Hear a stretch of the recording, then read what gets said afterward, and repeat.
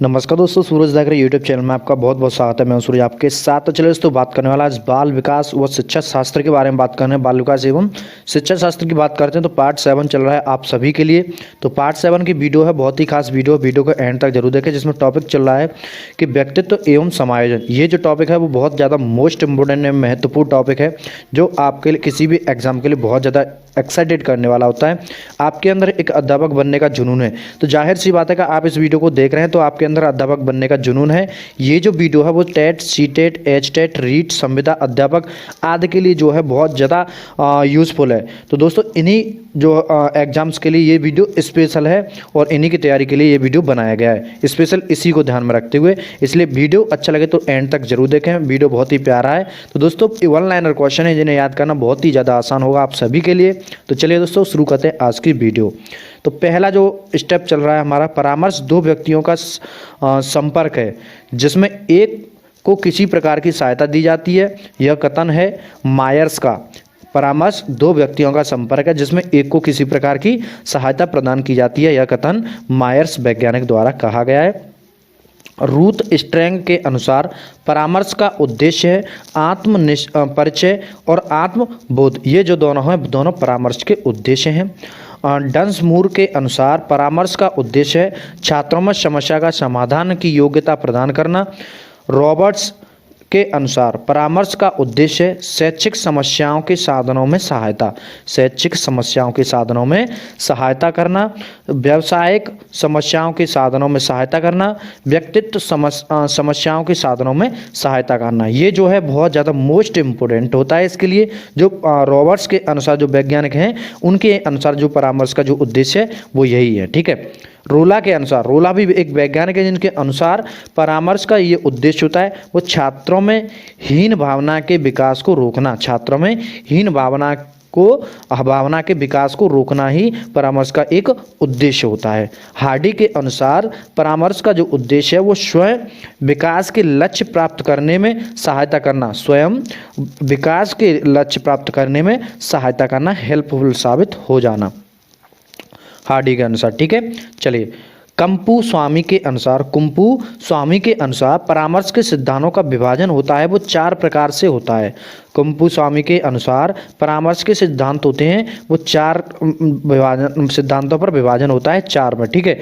तो परामर्श अवधि होनी चाहिए कितनी, 30 से 40 मिनट की जो होनी चाहिए परामर्श की अवधि, यानी ड्यूरेशन, टाइम ड्यूरेशन होना चाहिए 30 से 40 मिनट का। ठीक है।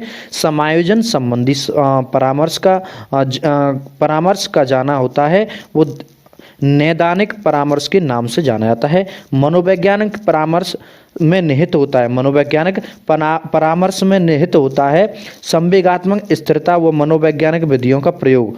ठीक है। निम्नलिखित में कौन सा तथ्य धार्मिक परामर्श से संबंधित है? वो नैतिक विकास, आदर्श का विकास और आध्यात्मिक विकास। ये जो है बहुत ज़्यादा इम्पोर्टेंट है, इनके द्वारा धार्मिक परामर्श का संबंध होता है। ठीक है। चलिए, नेक्स्ट क्वेश्चन है कि शिक्षण अधिगम प्रक्रिया से संबंध परामर्श को माना जाता है वो शिक्षक परामर्श माना जाता है। ठीक है। शैक्षिक परामर्श, शिक्षण अधिगम प्रक्रिया से संबंध परामर्श को माना जाता है वो शैक्षिक परामर्श माना जाता है। किसी व्यवसाय से संबंधित परामर्श को माना जाता है, किसी भी व्यवसाय से संबंधित परामर्श को क्या माना जाता है? व्यवसायिक निर्देश व व्यवसायिक परामर्श, ये दोनों जो माने जाते हैं, व्यवसायिक निर्देशन और व्यवसायिक परामर्श, ये दोनों माने जाते हैं जो कि व्यवसाय के संबंधित परामर्श में जाना जाता है। ठीक है। चलिए, परामर्श को व्यक्तिगत रूप से स्वीकार करने वाले तथा सामूहिक रूप से स्वीकार करने वाले विद्वान का नाम क्या है? तो वो रैन है। क्या है? रैन वैज्ञानिक हैं जिन्होंने ये सब माना है कि व्यक्तिगत रूप से करने वाले तथा सामूहिक रूप से स्वीकार करने वाले, ठीक है, रैन है, उनके द्वारा इसे माना गया। परामर्श पारंपरिक रूप से सीखने की प्रक्रिया है। यह कथन बिली का है, बिली का एवं एंडू का, बिल्ली का एंड एंडू जो है वैज्ञानिक, उनका परामर्श है। व्रीवर के अनुसार परामर्श विचार विमर्श व मित्रतापूर्ण वाद विवाद है। ठीक है। वीवर के अनुसार विचार विमर्श व मित्रतापूर्ण वाद विवाद है। निर्देशात्मक परामर्श होता है वो निर्देशात्मक परामर्श होता है वो परामर्शदाता के केंद्रित है, परामर्शदाता केंद्रित होता है। अनिर्देशात्मक परामर्श होता है वो परामर्श प्रार्थी केंद्रित होता है, परामर्श प्रार्थी केंद्रित होता है। ठीक है, चलिए रॉजर्स के अनुसार पूर्ण मनोवैज्ञानिक परामर्श अनिर्देशात्मक होता है। कैसा होता है? अनिर्देशात्मक होता है। स्वतंत्र वातावरण का अभाव किस प्रकार के परामर्श में होता है? स्वतंत्र वातावरण का अभाव किस प्रकार के परामर्श में होता है? वो निर्देशात्मक परामर्श में होता है। किस में होता है? निर्देशात्मक परामर्श में होता है। अनिर्देशात्मक परामर्श में महत्व प्रदान किया जाता है, वो अधिगम में किया जाता है। अनिर्देशात्मक परामर्श में महत्व प्रदान किया जाता है, वो अधिगम में किया जाता है। ठीक है, निर्देशात्मक परामर्श में महत्व प्रदान किया जाता है वो व्यक्ति को किया जाता है। ठीक है, निर्देशात्मक परामर्श में महत्व को प्रदान किया जाता है वह व्यक्ति में को किया जाता है। ठीक है, विश्लेषण की प्रक्रिया को महत्व प्रदान किया जाता है वो निर्देशात्मक परामर्श में किया जाता है। विश्लेषण की प्रक्रिया को महत्व प्रदान किया जाता है वो निर्देशात्मक परामर्श में किया जाता है। ठीक है, परामर्शदाता अधिक सक्रिय रहता है। कैसे? निर्देशात्मक परामर्श में रहता है। ठीक है, परामर्श प्रार्थी को क्रियाशील रखने के लिए आवश्यक होता है वो निर्देशात्मक परामर्श होता है। क्रियाशील कैसा होता है? निर्देशात्मक परामर्श होता है। ठीक है, चलिए नेक्स्ट क्वेश्चन है अपना। नेक्स्ट है कि अनिर्देशात्मक परामर्श को पूर्व नियोजित क्रिया किस विद्वान द्वारा समझा जाता है? तो जेम्स एम या ली द्वारा, जेम्स एम द्वारा या ली द्वारा जो है विद्वान द्वारा समझा जाता है। डम्बलाइल के अनुसार अवधान का आशय है किसी एक वस्तु पर अन्य वस्तुओं की अपेक्षा अधिक चेतना केंद्रित करना। किसी एक वस्तु पर अन्य वस्तुओं की अपेक्षा अधिक चेतना केंद्रित करना। ठीक है, मैकडूगल के अनुसार ध्यान दें। मैकडूगल के अनुसार ध्यान है ज्ञान प्रक्रिया को प्रभावित करने वाली इच्छा या ज्ञान प्रक्रिया को प्रभावित करने वाला प्रयास। ये जो है इसके मैकडूगल के अनुसार ध्यान है। मन के अनुसार अवधान है। मन के अनुसार अवधान है मानसिक क्रिया। कैसी है? मानसिक क्रिया। वैलेंटाइन के अनुसार अवधान है पूर्ण मानसिक क्रिया। पूर्ण मानसिक क्रिया है। वैलेंटाइन के अनुसार पूर्ण मानसिक क्रिया है। स्टाउट के अनुसार पूर्ण ज्ञान का संबंध है पूर्व ज्ञान से। ठीक है, स्टाउट के अनुसार पूर्ण ज्ञान का संबंध है पूर्ण ज्ञान से। कक्षा शिक्षण में बालक की मुख मुद्रा से कक्षा शिक्षण में बालक की मुख मुद्रा से पता लगाया जा सकता है कि अवधान की दशा का कैसा पता लगा सकता है? अवधान की दशा का मुद्रा से पता लगाया जा सकता है, बालक की मुख मुद्रा से। अवधान की प्रक्रिया में बालक को क्या करना पड़ता है? शारीरिक प्रयास और मानसिक प्रयास दोनों करने पड़ते हैं। अवधान के मूल में समाहित होता है वह प्रयोजन और रुचि उपयोगिता, ये तीनों जो हैं उसमें समाहित होती हैं। अवधान के लिए आवश्यक एवं प्रमुख शर्तें हैं वो मानसिक सक्रियता होती हैं। वुडवर्थ के लिए अवधान केंद्रित करने के लिए प्रमुख आवश्यकता है वो तत्परता है। क्या है प्रमुख आवश्यकता? तत्परता है। ठीक है, अवधान की प्रक्रिया में बालक तथ्यों के साथ किस क्रिया को करता है? तो वो है संश्लेषण और विश्लेषण दोनों क्रियाओं को करता है बालक के तथ्यों के साथ। ठीक है, संश्लेषण और विश्लेषण दोनों क्रियाओं को करता है। सामान्य रूप से व्यक्ति अवधान केंद्रित कर सकता है एक वस्तु पर। किस पर कर सकता है? एक वस्तु पर। निम्नलिखित में कौन सा गुण अवधान से संबंधित है? तो अस्थिरता जो है अवधान से संबंधित है। ठीक है, कौन सा गुण? अस्थिरता जो गुण है वो अवधान से संबंधित है। एक बालक कहानियों की किताबों पर पूर्ण ध्यान केंद्रित करता है। एक बालक कहानियों की किताबों पर पूर्ण ध्यान केंद्रित करता है या पूरे मन से पढ़ता है, उसका यह अवधान माना जाएगा ऐच्छिक अवधान माना जाएगा। ठीक है, ऐच्छिक अवधान माना जाएगा।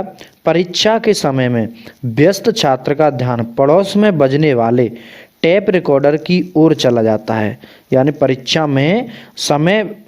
परीक्षा के समय व्यस्त छात्र का ध्यान परीक्षा में कोई छात्र व्यस्त है या अपनी परीक्षा की तैयारी कर रहा है, उसका ध्यान पड़ोस में बज रहे टेप रिकॉर्डर या साउंड जो बजता है, म्यूजिक चलता है, उसकी ओर चला जाता है, उसका यह अवधान माना जाएगा अनैच्छिक अवधान माना जाएगा। ठीक है, अनैच्छिक अवधान माना जाएगा ऐसा। ठीक है, चलिए नेक्स्ट, विद्यार्थी गणित विषय में इसलिए अवधान केंद्रित करने का प्रयास करता है या कर रहा है कि उसके माता पिता की इच्छा है कि उसका अवधान माना जाएगा अनभिप्रेरित अवधान माना, अनभिप्रेरित अवधान माना जाए, क्योंकि उसका मन नहीं है, स्टूडेंट का मन नहीं है गणित पढ़ना, लेकिन उसके माता पिता का मन है, माता पिता की इच्छा है, इसलिए वो इसे पढ़ रहा है गणित की विषय को, इसलिए अनभिप्रेरित अवधान माना जाएगा। एक बालक अपने मित्र को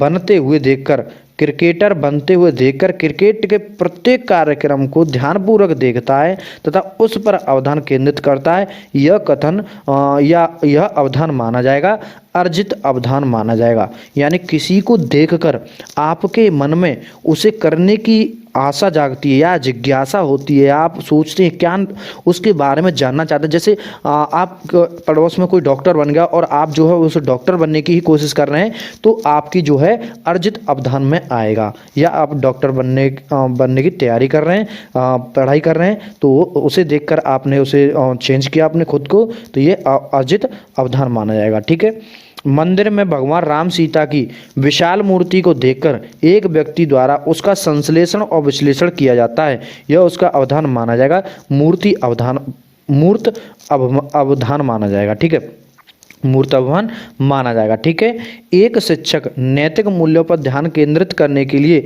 बालक से कहता है, बालक द्वारा अपना ध्यान दिया परोपकार एवं धर्म आदि पर केंद्रित किया जाता है, उसका यह अवधान होगा अमूर्त अवधान माना जाएगा, अमूर्त अवधान माना जाएगा। ठीक है, ऐच्छिक अवधान का प्रमुख तत्व है व्यक्तिगत सुख एवं व्यक्तिगत उपयोगिता, व्यक्तिगत सुख और व्यक्तिगत उपयोगिता, ये जो दोनों हैं ऐच्छिक अवधान का प्रमुख तत्व होते हैं। ठीक है, चलिए नेक्स्ट क्वेश्चन बनता है हमारा यहाँ से। ठीक है, अनअभिप्रेरित अवधान में अधिगमकर्ता को करना पड़ता है स्वयं इच्छाओं का दमन करना पड़ता है, स्वयं करना पड़ता है। अर्जित अवधान में अधिगमकर्ता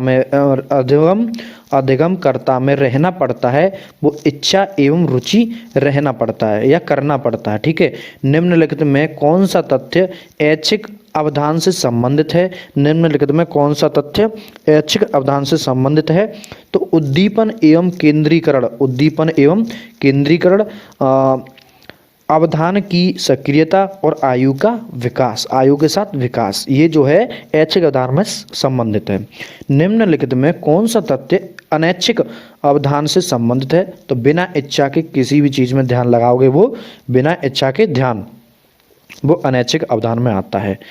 ठीक है, बिना इच्छा के ध्यान केंद्रीकरण, आयु का प्रभाव न होना और प्रयास न करना, ये जो है अनैच्छिक में आते हैं।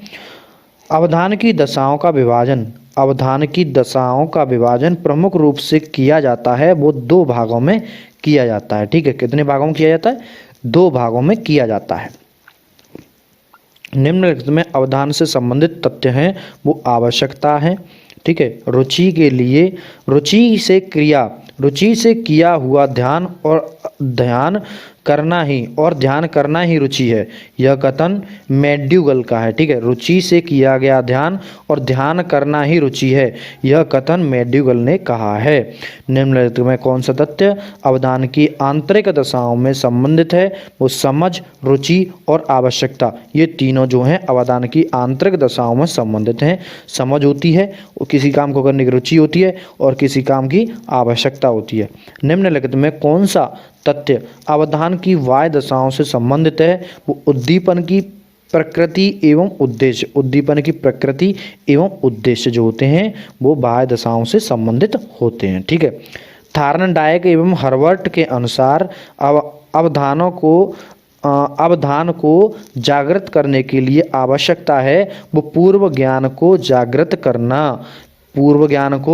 जागृत करना, इसकी जो है जागृत करने की आवश्यकता है। पहले का जो आपका ज्ञान है उसे जागृत करने की आपके अंदर क्षमता होनी चाहिए। ये थार्नडाइक एवं हर्वर्ट के अनुसार कहा गया है।